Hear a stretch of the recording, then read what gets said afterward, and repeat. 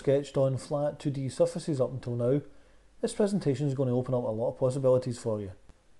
The frames of chairs such as these have been created using nothing more than a single sweep operation going in the X, Y and Z direction. Let's take a look at how a tubular frame for a chair such as this one could be created in Inventor. As usual, we'll take the end part marker up to the first step and turn on the visibility of that first sketch, which we see in this case isn't a standard 2D sketch but is a 3D sketch. 3D because it's going along and up and along and then in and along and down and back. Having created that 3D sketch, the next step was to turn that into a sweep. And if you're already familiar with the sweep tool, you'll know that it works by taking a profile sketch and a path sketch and combining them. And in this case, the path sketch was the 3D sketch and the profile sketch was a small circle here. The next thing after that was a couple of extrusions that added strength to the base, just here and here. And then a shell operation for the final piece of realism. The new learning here then is in the creation of the 3D sketch that formed the basis of the sweep. In this presentation we're going to start the whole process from scratch. So I've started up a standard Inventor part file here, and as ever it opens up with a 2D sketch. I don't want to do anything with that 2D sketch, so I'll immediately right click and finish that sketch. I want to go straight into the process of creating a 3D sketch, so let's see how we do that. You might not have noticed up to now, but when you were selecting a 2D sketch before, there's a small drop down arrow beside it. If you click on it, you get an option to create a 3D sketch instead. Select that option and you'll notice a set of tools that are similar but not identical to the 2D sketching tools. We're going to begin the sketching process using the line tool, and when we select it, up comes the Inventor Precise Input dialog box. I want to begin the process of sketching right on the origin, so into the X, Y and Z values I'm going to enter 0, 0, 0 and then hit return. And I notice that the line has attached itself to the origin, and I'm now able to define the end point for the first segment of my line. I think I'm going to put a slight tilt in my model here, which will make things slightly easier to visualise. I'm also going to quickly bring up the finished chair to point a couple of things out to you. In order to keep things nice and simple, we're going to work with a chair that's 1 metre left to right, 1 metre top to bottom, and 1 metre front to back. This slight bend is going to drop a value of 200 millimeters across its length. With these dimensions in mind, we can continue the process of 3D sketching. So the first thing I want to sketch then is 1 metre along in the horizontal direction to the right. I certainly don't want to guess it and just click. What I want to do is enter precise values in the dialog box here. But to do that, I need to know the relationship between X, Y and Z and red, green and blue. Here's how you remember the relationship. It's X, Y, Z equals RGB. RGB equals X, Y, Z. That being the case, if I want to go 1 metre in the red direction, I need to plug in 1000, 0, 0 in the XYZ box, which I'll do now.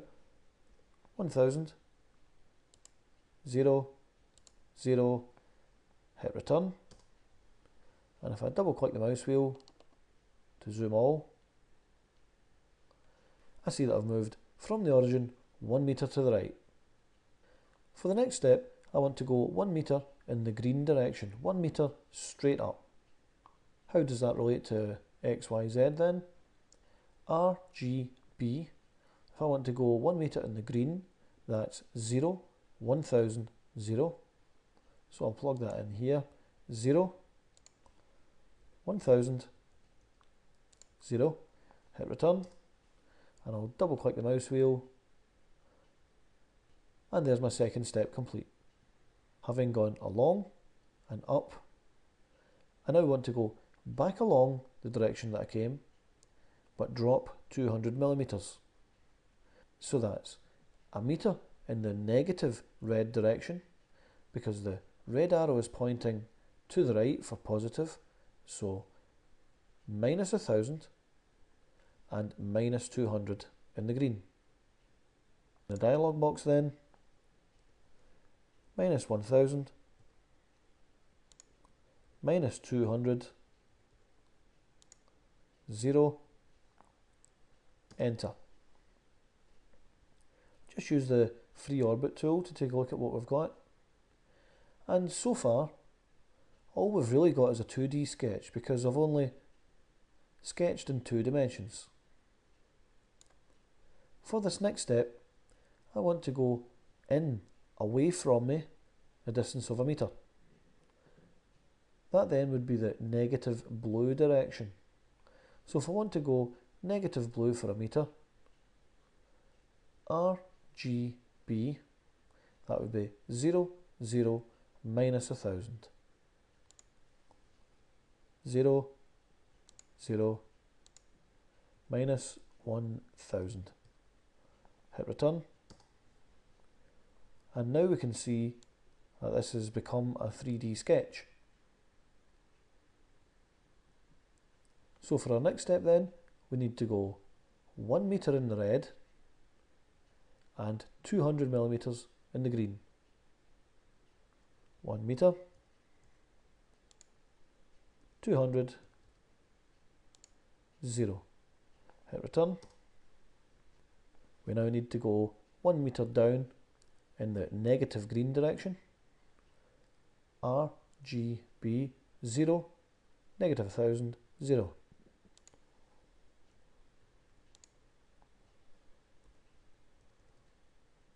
And 0. Hit return. And our final step, taking us back to approximately here, is 1 meter in the negative red direction. So minus 1000,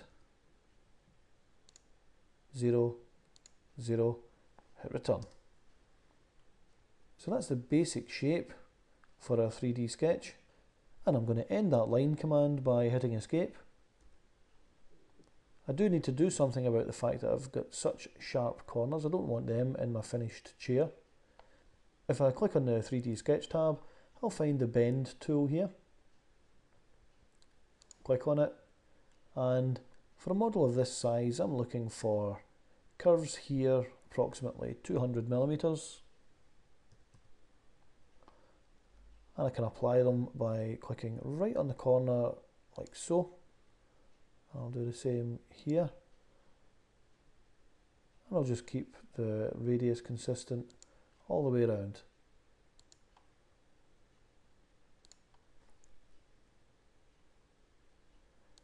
And that's a much better result.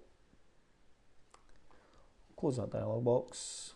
And as you may already know, if we want to perform a sweep operation, we've now got one of our 2 sketches complete. We've got a 3D sketch that's going to form the path. We now need a 2D sketch that's going to act as the profile.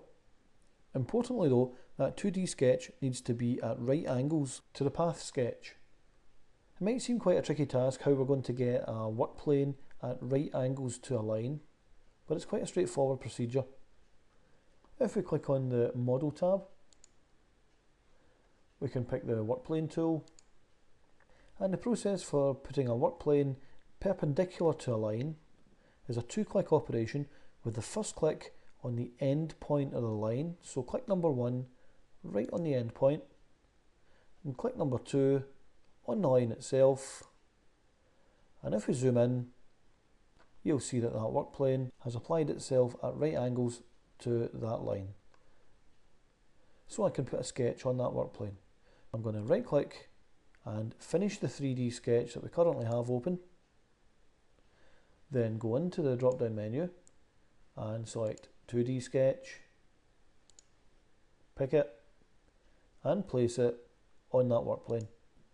For this tubular chair, the profile is going to be nothing more than a simple circle. I'm going to click and pull away. We use the dimension tool to go for something approximately 40 millimeters. Accept that, right click, done for no more dimensions, right click again to finish that sketch. And there I have everything set up for my sweep operation. I have my path sketch and my profile sketch. So I'll pick the sweep tool. The profile's already been picked up, so the software's looking for the path.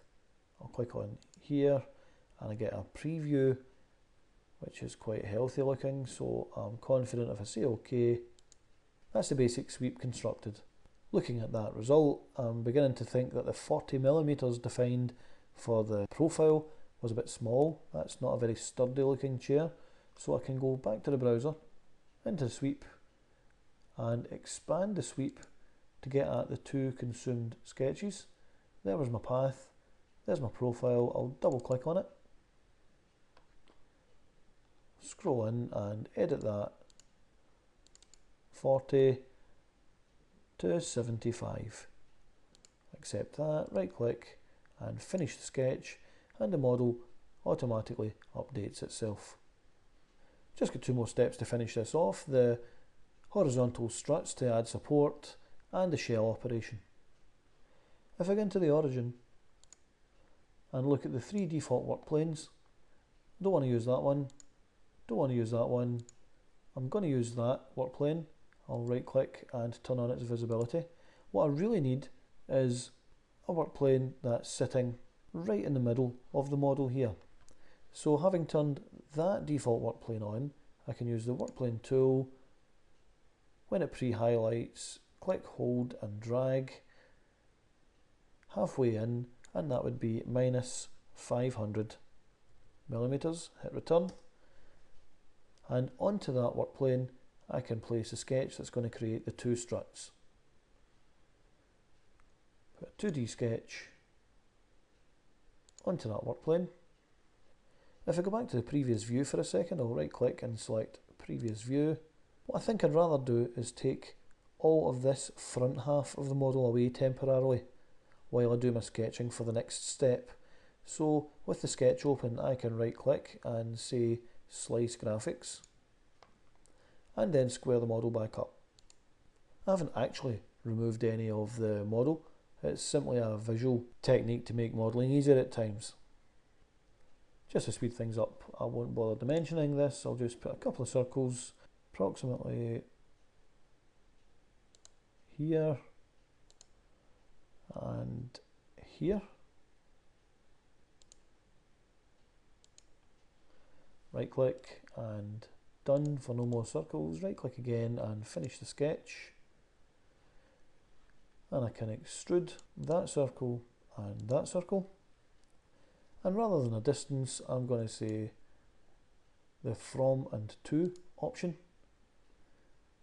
The from button is already picked, so I'll say from that face, and the to button, I'll say to that face.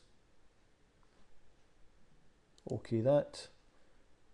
Turn off the visibility of both of these work planes here.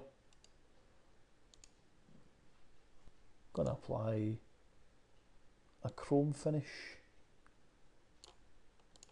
to my model just before the final step, which is a shell operation. The remove faces button is already depressed, so I'll pick that face and that face to remove. Go for a wall thickness of 2 millimeters. OK that, and that's my model complete. Just check out to see if in fact the shell has managed to create for me. Yes, it has indeed. This opening here and this opening here. Try to think then the number of scenarios where you have a framework of some kind or other, even one that's perhaps quite complex, that could be drawn using a 3D sketch and then modelled as a sweep.